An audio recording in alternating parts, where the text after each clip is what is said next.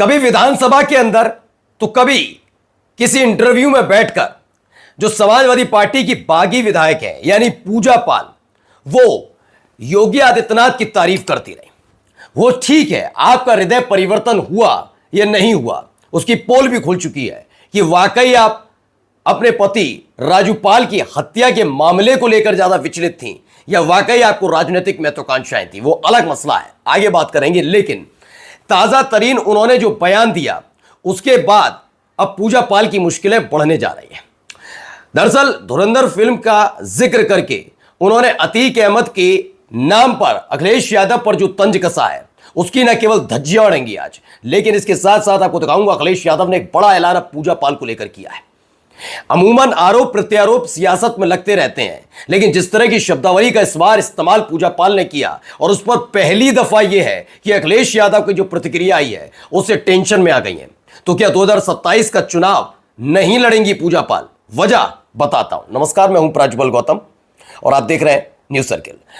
दोस्तों, पूजा पाल, दरअसल हुआ क्या था कि उत्तर प्रदेश में विधान परिषद के चुनाव चल रहे थे। अचानक से एक खबर आई थी कि समाजवादी पार्टी के कई विधायकों ने पाला बदल लिया है, यानी कि उन्होंने क्रॉस वोटिंग कर दी है।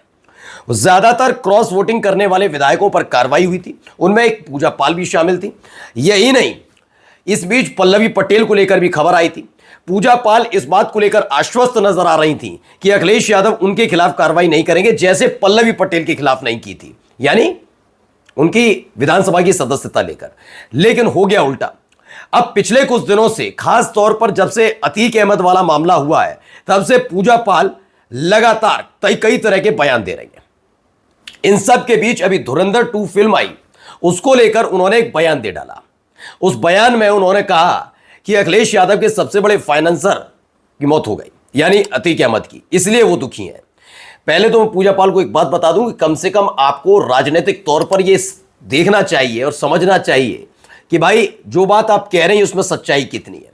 ये पूरे देश जानता है, उत्तर प्रदेश जानता है। हो सकता है कि नेताजी के वक्त अतीक अहमद समाजवादी पार्टी में सक्रिय हो, लेकिन जब से अखिलेश यादव की सक्रियता शुरू हुई तब से कई बार मंच पर फटकार लगाते हुए तस्वीरें भी आई थी अतीक अहमद की सामने। यानी राजनीतिक तौर पर वो कैसा व्यक्ति, क्योंकि भाई संसद के अंदर तक श्रद्धांजलि दी गई तो वहां पर भी जाकर सवाल पूछ लिया जाए, लेकिन वहां नहीं पूछ पाई आप। खैर, अब इसको लेकर अखिलेश यादव ने एक बयान दिया है। यह बयान इस लिहाज से भी जरूरी हो जाता है दोस्तों, क्योंकि कई दफा आप कहना कुछ और चाहते हैं और हो कुछ और जाता है। वही क्या पूजा पाल के साथ हो गया है। तो समाजवादी पार्टी के सुप्रीमो अखिलेश यादव ने बढ़ाई बागी विधायक पूजा पाल की मुश्किल इस तरीके से बढ़ रही है कि 2027 का चुनाव इस बार बीजेपी की टिकट पर लड़ने का ख्वाब देख रही है पूजा पाल पिछले कुछ दिनों से। और कभी वो केशव प्रसाद मौर्य, जहां पल्ला भारी होता है उधर खड़ी हुई नजर आती हैं। योगी आदित्यनाथ को कभी धुरंधर कहेंगी, अतीक अहमद के नाम पर अखिलेश यादव पर तंज कसेंगी, तमाम चीजें। इस बार अखिलेश यादव ने एक प्रेस कॉन्फ्रेंस के दौरान जो कहा है उसने मुसीबत बढ़ाई है, मुश्किलें बढ़ाई हैं। समाजवादी पार्टी के राष्ट्रीय अध्यक्ष अखिलेश यादव ने बागी विधायक पूजा पाल की मुश्किलें बढ़ा दी। उत्तर प्रदेश की राजधानी लखनऊ में अपने मुख्यालय पर समाजवादी पार्टी के दफ्तर में पत्रकारों से बातचीत कर रहे थे। उसी दौरान अखिलेश यादव ने संकेत दिए कि अगर बीजेपी ने पूजा पाल को टिकट दी तो वे वहां अपनी पार्टी की पूरी ताकत लगा देंगे। यानी मुश्किलें बढ़ना तय माना जा रहा है पूजा पाल का। मैं इसीलिए कहता हूं कि आप जिस मुद्दे पर कहते हैं ना इमोशनल कार्ड खेल रही हैं, भाई हम तो, मेरा पति राजू पाल की हत्या, अतीक अहमद, वो बात सही है। मैंने तब भी एक सवाल पूछा तो और आज भी पूछता हूं। अतीक अहमद कोई संत किस्म का व्यक्ति नहीं थे, ठीक है, ये बात क्लियर। लेकिन क्या आप ये बता पाएंगी कि राजू पाल क्या करते थे? विधायक बनने से पहले वो किसके साथ रहते थे, क्या काम करते थे? जब अतीक अहमद जवानी के दिनों से लेकर पूरा समय आपराधिक पृष्ठभूमि से उसका रंगा रहा, तो कौन था वो व्यक्ति जो अतीक अहमद के लिए काम करता था? क्यों राजू पाल और अतीक अहमद में ठनी थी, ये भी बताइए ना। मतलब बात आएगी अगर राजू पाल की तो आप चले जाएंगे कहीं और अतीक अहमद की बात आएगी तो आप ले आएंगे अखिलेश यादव पर। ये सब जानते हैं कि राजू पाल अतीक अहमद के लिए काम करते थे। ये बात भी सच है, वो बाद में रंजिश हुई, फिर बाद में विधायक बने, ये तमाम चीजें हुई।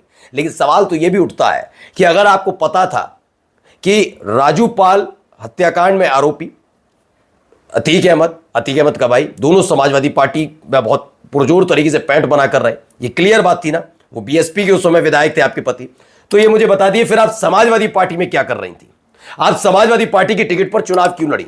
जब आप समाजवादी पार्टी की टिकट पर चुनाव लड़ रही थी तब आपको क्यों याद नहीं आया ये वही समाजवादी पार्टी है जो अतीक अहमद की हितैषी है? ये अचानक से आपको क्यों याद आया? देखिए, क्लियर कट कहानी है इनकी। इन्हें राजनीतिक महत्वाकांक्षाएं इनकी हिलोड़े मारती हैं। इन्हें समझ में आ गया है कि बगावत तो कर दी, अब क्यों की, किस लिए की, वो समझाने की जरूरत नहीं, लेकिन बगावत कर दी उसे जस्टिफाई कैसे किया जाए। ये सारा खेल जस्टिफाई का है। देखिए, कन्नौज सांसद से पूछा गया कि पूजा पाल ने सीएम योगी आदित्यनाथ को धुरंधर बताया। इस पर सपा चीफ ने कहा कि वैसे पूजा पाल योगी जी को समझ ही नहीं पाई। अगर उन्हें धुरंधर से भी ऊपर कोई कुछ और कहती तो अच्छा लगता, क्योंकि धुरंधर से भी बड़े धुरंधर हैं। अब देखिए, हमारे यहाँ अध्यक्ष जी भी बैठे हैं, ये पाल समाज के सबसे बड़े नेताओं में से एक हैं। आप भी प्रयागराज से आते हैं, इसलिए जानते होंगे भारतीय जनता पार्टी के लोग घबराए हुए हैं। इसी को लेकर सारी बातें अब होती हुई नजर आ रही है। अमूमन पूजा पाल ने कई बार ऐसे मुद्दे उठाए हैं जिन मुद्दों का कोई मसला निकलकर सामने, और अखिलेश यादव ने उस पर कभी भी कोई पलटवार नहीं किया। लेकिन जब आप फिजूल के आरोप लगाने पर उतरती हैं तो उसके बाद यह समझ लीजिए कि एक तबके को तो खुश कर लेंगी, लेकिन दूसरा तबका अगर इस बात से नाराज हुआ कि आप फर्जी आरोप लगाती हैं, क्योंकि अगर आप कह रहे हैं सबसे बड़ा फाइनेंसर है अतीक अहमद सबसे बड़ा फाइनेंसर है भाई अखिलेश यादव के, कोई सबूत है पूजा पाल के पास?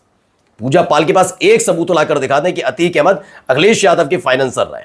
कोई जानकारी मैडम जी के पास नहीं होगी। लेकिन चूंकि बागी हो चुकी हैं, बीजेपी से टिकट भी चाहिए, तो इस तरह के बयान देकर माहौल करवाने की कोशिश करती है। ये उनको भी पता है कि पूजा पाल की तरफ से दिया गया बयान कितना हल्का होता है।